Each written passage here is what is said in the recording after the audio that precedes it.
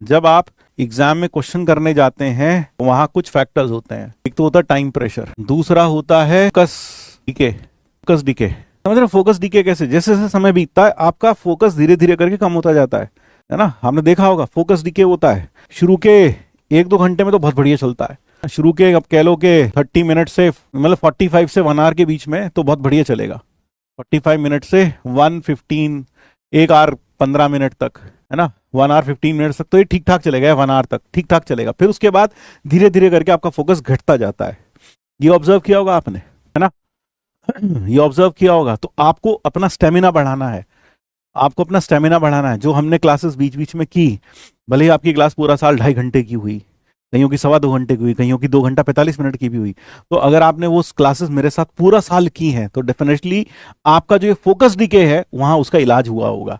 क्योंकि अगर आप मेरे साथ पूरा साल बने रहे तो 2-2.5 घंटा आप बैठ के मेरे साथ पढ़ते हो। आपको याद होगा क्लासेस में मैंने हर बार कहा है कि सर सैचुरेट हो रहा है माइंड, सर बहुत मुश्किल लग रहा है। तो मैंने हर बार ये कहा कि बेटा वहां 3 घंटे बैठ के पेपर देना पड़ेगा और एडवांस में तो 6 घंटे अपने माइंड को एक्टिव करना पड़ेगा। तो तुम्हें फिर जेईई मेंस एडवांस कैसे दोगे, है ना।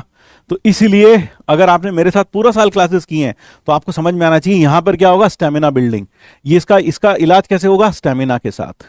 Build mind mental stamina. आप ये कोशिश करो कि आप अपने माइंड को पूरा 3 घंटे एक्टिव रख सको। पूरा 3 घंटे आप एक ऑप्टिमम लेवल तक। आप ये हो सकता है कि आपका जो अटेंशन स्पैन है वो शुरू में एक ये ऐसे चले, ये रहे, फिर उसके बाद उसमें एक छोटा सा डिप आ जाए, कोई दिक्कत नहीं है, लेकिन फिर उसके बाद ये कांस्टेंट चले, है ना, और ये फिर कांस्टेंट चल के फिर ऐसा कुछ।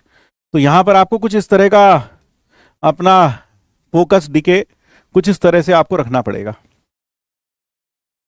यानी मिनिमल डीके होना चाहिए। ऐसा नहीं होना चाहिए कि यहां तक तो सही चल रहा है तो उसका सीधा नीचे आया और फिर ऐसे हो गया, ये नहीं होना चाहिए।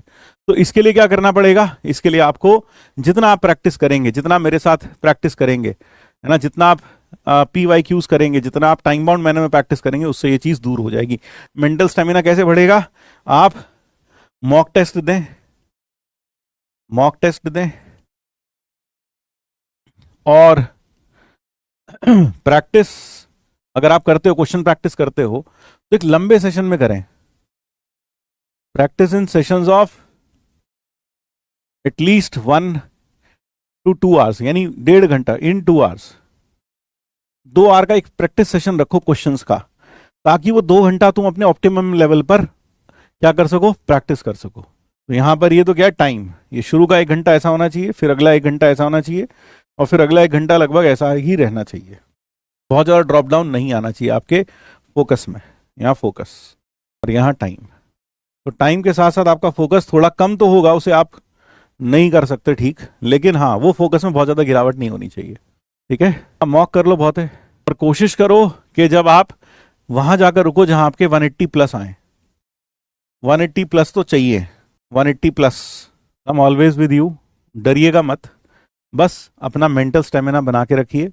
कोशिश करिए कंसिस्टेंट लेवल पर परफॉर्म करने की। तो आपको अपने परफॉर्मेंस को उस लेवल तक अच्छे से लेके जाना है कि जब आप कैसी भी परिस्थिति हो ना, परफॉर्म करो यार, है ना। क्योंकि वो 3 घंटे, ये कोई नहीं पूछेगा तुमसे आकर कि तुमने पूरा साल कितने क्वेश्चंस किए, कितनी DPP की, कितने टेस्ट दिए, कोई नहीं पूछेगा भाई, कोई नहीं पूछेगा। हर कोई ये पूछेगा तूने 3 घंटे में क्या किया वहां पर, है ना। If you really screw up those 3 hours, the entire hard work is screwed.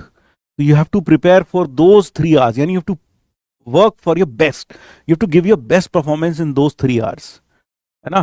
तो ये याद रखना, कोई नहीं पूछेगा। हर कोई तुम्हें कह देगा यार तुमने तो पढ़ाई नहीं की, तुम तो नाटक कर रहे थे। बहुत सारे लोग ऐसे भी बोल देंगे जब तुम्हारा रिजल्ट दाएं बाएं हुआ अगर। तो इसलिए आप अपने ऑप्टिमम लेवल नहीं कहना चाहिए, मुझे बेस्ट लेवल पर परफॉर्म करना है उन 3 घंटों में। हमें उसके लिए अपने आप को ट्रेन करना है। वो 3 घंटों में आपका माइंड, सबसे ज्यादा प्रॉब्लम मैं आपको बता रहा हूं, सबसे ज्यादा प्रॉब्लम क्या होगी, फोकस डिके की। सबसे ज्यादा प्रॉब्लम यही होगी, focus decay. That will be the maximum. तो फोकस डिके होना चाहिए, होगा ही, उसे आप रोक नहीं सकते, लेकिन उसे मिनिमाइज कर सकते हो। वो कैसे कर सकते हो, अगर आपने मेरे साथ, अब आपको समझ में आ रहा होगा, जो हमने क्लासेस लंबी लंबी क्लासेस बीच बीच में ली हैं, पूरे साल लंबी क्लासेस ली हैं, उससे कितना कुछ सॉर्ट आउट हुआ है। ये बच्चों को पता भी नहीं चलता रहा, लेकिन वो उसके बेनिफिट्स नहीं समझ रहे। जब आप 2.5 घंटे का लेक्चर रोज कर रहे हो, है ना कहीं, और आप अटेंटिवनेस के साथ कर रहे हो, बीच बीच में मैं गलतियां भी कर रहा हूँ, आप मुझे करेक्ट भी कर रहे हो, तो उसका मतलब आप अटेंटिव हो। तो वो चीज धीरे धीरे करके आपका मेंटल स्टेमिना बिल्डअप करती है। बस फाइट करते रहें, रिजल्ट अच्छा होगा। और तुमसे मिलने की तमन्ना, जितना तुम्हें मुझसे मिलने की तमन्ना, उससे ज्यादा तमन्ना मेरी तुमसे मिलने की है, क्योंकि तुम तो मुझे स्क्रीन पर देखते हो, लेकिन मैंने तो तुम्हें देखा ही नहीं, है ना, मैंने तो तुम्हें देखा ही नहीं, मैं तुम्हें जानता भी नहीं हूँ। तो मैं तुमसे ज्यादा उत्सुक हूँ तुमसे मिलने के लिए। And I really want to meet you in the victory celebration, and I hope you will be there to meet me. ठीक है।